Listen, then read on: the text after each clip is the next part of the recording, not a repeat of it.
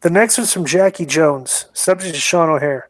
Hey guys, so just listen to the K100 clip where you guys were talking about Jindrak and O'Hare, but that dastardly Joe Feeney, damn you, Joe Feeney, damn you, didn't press on for more info. So I got to ask you guys, do you have any stories or memories about Sean O'Hare? I always remember seeing him in WCW and thinking, wow, this guy is going to be a big star. He was huge, handsome, fast, great athlete, etc. But I have to admit that I've never heard stories that he was a huge, but I've heard stories that he was a huge asshole behind the scenes.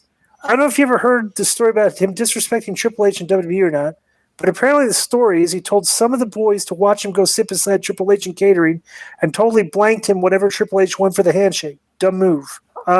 Plus, I heard he was way, way, way too quick to start fights backstage, that he got ref for punching drunk, loser-ass nerdy marks in bars.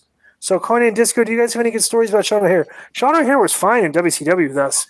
He used to party with us.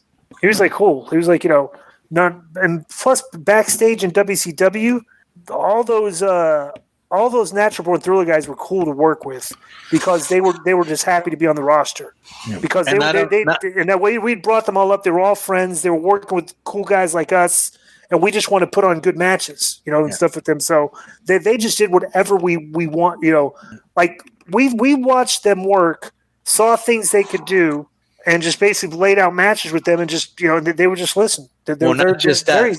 Since we were veterans in the business at that time, we weren't just going to let anybody hang out with us. So they knew how to hang. We if you know what I'm saying. Like they knew how to talk to girls. They knew how to fucking. You know what I'm saying? They were cool to hang out with. They weren't embarrassing guys that you had to be worried about. They're going to do something stupid and we're going to get into a fight.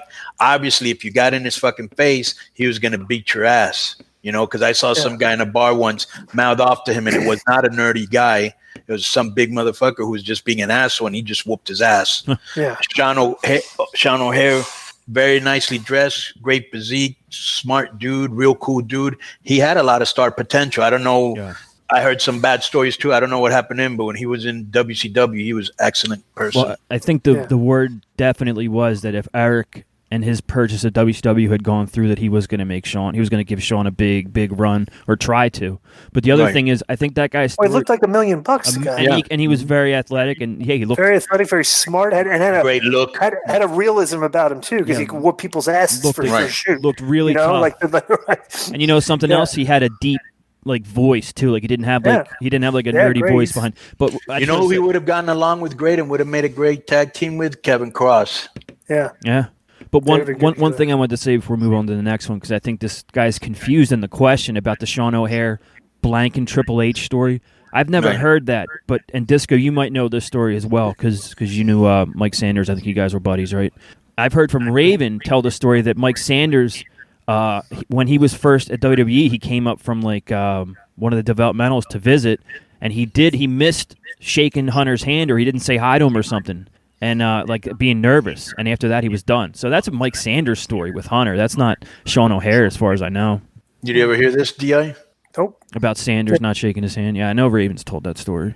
Sanders knew how to get heat in the back.